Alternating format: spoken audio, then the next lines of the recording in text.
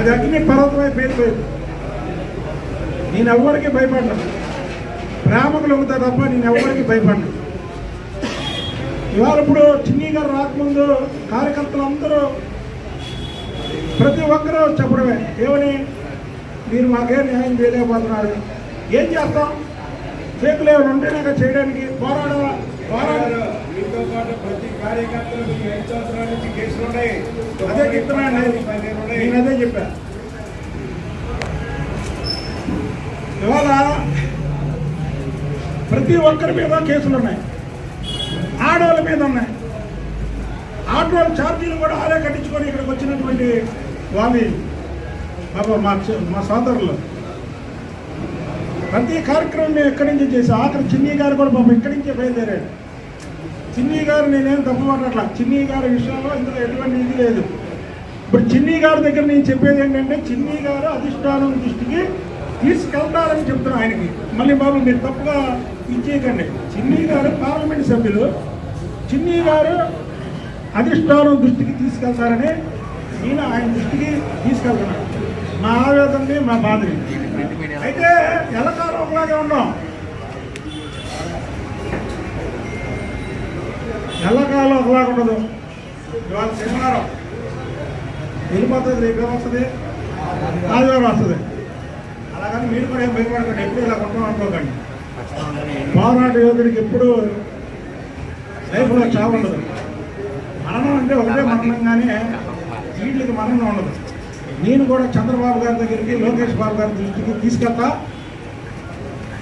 ఇది మాత్రం కేసినేని చిన్ని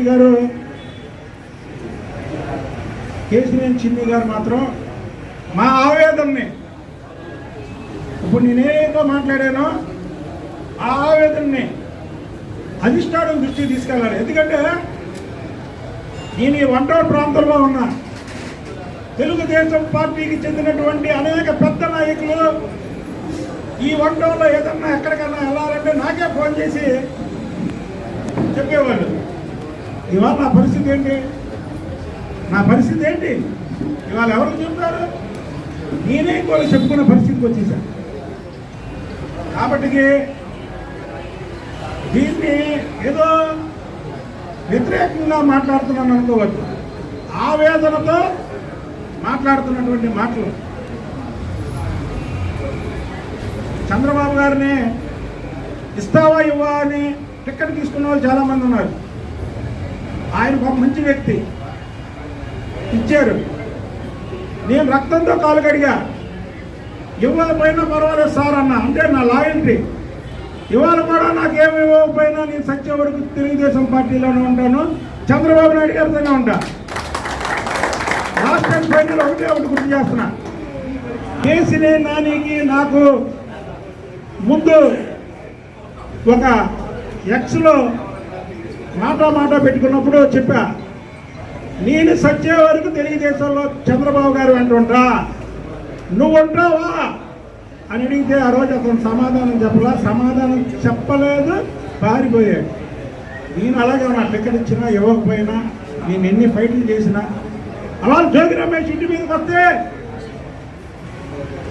ఇవాళ ఎమ్మెల్యే అయినటువంటి వ్యక్తులు ఎవరైనా వచ్చారా? విజువల్స్ చూడండి. పోరాటం చేసింది నేను ఇవన్నీ చెప్పుకోకూడదు, కానీ చెప్పుకునే పరిస్థితికి వచ్చింది నాకు. ఒకటి మాత్రం కరెక్ట్, ఏది ఇచ్చినా ఇవ్వకపోయినా సరే. ఇప్పుడు నాలో ఇది ఉంది, పోరాటం చేసే శక్తి ఉంది. మా వాళ్ళకు కూడా అందరికీ పోరాటం చేద్దామనే వాళ్ళే, కానీ అధికారాన్ని అనివేద్దామనే వాళ్ళు ఎవరు లేరు. ఏమా నాన్న, అందరూ పోరాటానికి రెడీ అన్నారు. పోరాటం అంటే మీ ఇప్పటికి కూడా చంద్రబాబు గారి శత్రువుల మీద పోరాటంతో చేస్తూనే ఉంటా, పదవి ఉన్నా లేకపోయినా. కాబట్టి చిన్ని గారు ఇవన్నీ కూడా అధిష్టానం దృష్టికి తీసుకెళ్ళి నాకు మళ్ళీ అధిష్టానం నుంచి ఒక సూచన ఆయన తీసుకొస్తారని చిన్ని గారిని మనస్ఫూర్తిగా కోరుకుంటున్నాను. ఎందుకంటే మళ్ళీ మీరు చిన్ని గారిని పెట్టుకొని మాట్లాడారు అని రాయకండి, అది కూడా చెప్తున్నాను మీకు. ఆయన మా సోదరుడు, ఆయనకి నేను పార్లమెంట్ మెంబర్గా నేను చెప్తున్నాను, మా బాధ నా ఆవేదన నేను చెప్తున్నాను. ఆయన అధిష్టానం దృష్టికి తీసుకెళ్ళి మళ్ళీ మాకు దీని మీద రిప్లై ఇస్తారని ఆశిస్తూ మరి కేక్ కట్ చేసే ముందు చిన్ని గారు మాట్లాడతారు. మేరా